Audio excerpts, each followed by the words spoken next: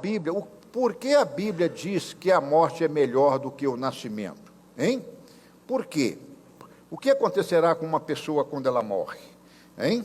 O que acontece com ela? Para onde vai o espírito? Então vamos tirar essa ignorância, porque se você souber o que é a morte, você vai entendê-la com uma maneira muito natural, madura. Não quer dizer que você não vai sofrer o ente querido, mas você sofre de uma maneira diferente. Você sofre de entendimento, com entendimento. Gênesis 3,19 fala que tu és pó, ao pó tornarás. E lá em Eclesiastes 7,1 diz que o dia da morte é melhor do que o dia do nascimento. Que interessante, né? A gente devia celebrar até uma festa com o falecimento. O que está escrito aqui, o dia da morte é melhor do que o dia do aniversário. Então, o verdadeiro aniversário é o dia da sua morte. Também, parece meio terrorista, mas não, vou te explicar por que é isso. Provérbios diz que o espírito salvo, Eclesiastes 12:7, é claro, você tem que fazer uma midrash. Tem gente cristão que entende. Quantos velórios eu já fui? Eu já fui em velório de assassino, eu já fui em velório de ladrão, já fui em velório de menino rebelde, maconhado, drogado, sei lá o quê, que aprontava, morreu, eu fui no velório. E quando chega lá, um certo celebrante de uma religião cristã vira, faz aquela cerimônia, celebra lá uma liturgia, e fala, pois o irmão que está agora, vamos orar, rezar pela alma do irmão. O irmão, eu falo, puxa vida, mas o sujeito matou, estrupou, aprontou e já está no céu. Vamos orar, rezar para ele, para que Deus tenha misericórdia dele, perdoe ele, que ele possa adentrar o céu. Espera aí, isso é um entendimento que pega o versículo bíblico sem entender o versículo.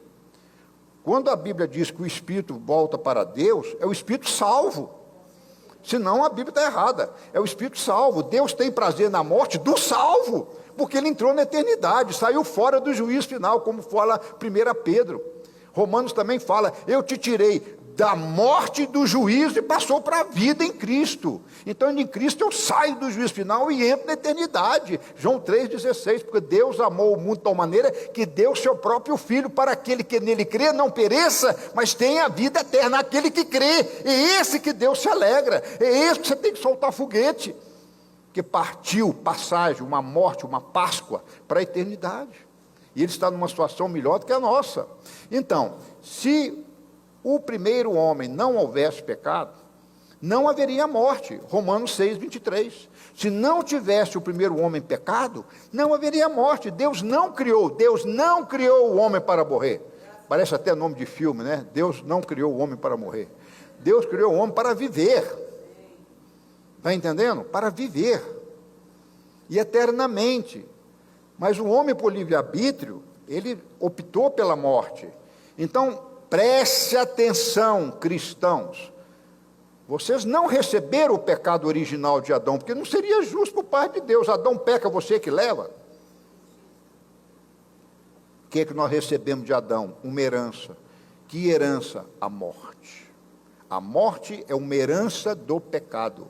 Então, eu não recebo o pecado do Adão, mas eu recebo a herança do pecado de Adão. Qual é a herança? A morte. A morte espiritual. Preste atenção, você que está cochilando, acorde, né? A hora que você vai partir, hein? Daqui um pouquinho você parte, aí você tem que entender.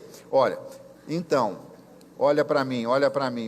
Eu sei que falar sobre isso dá sono, mas você não pode entregar o sono, não, porque essa palavra é importante para você. Quando eu recebo herança, que é a morte de Adão, eu recebo herança espiritual, me separei de Deus, por isso que eu preciso de conversão.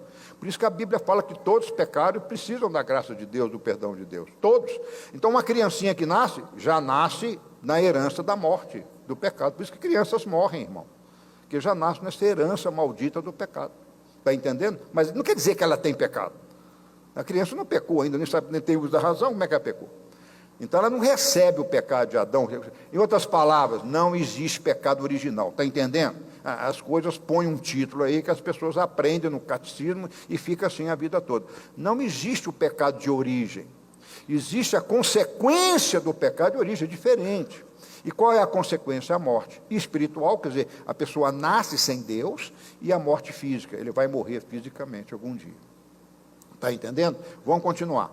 Yeshua passou da morte para a vida, e nele podemos fazer o mesmo, João 5,24, Romanos 5,12. Então, em Cristo, eu quebro a primeira desgraça, a primeira herança desgraçada de Adão, que é a morte espiritual.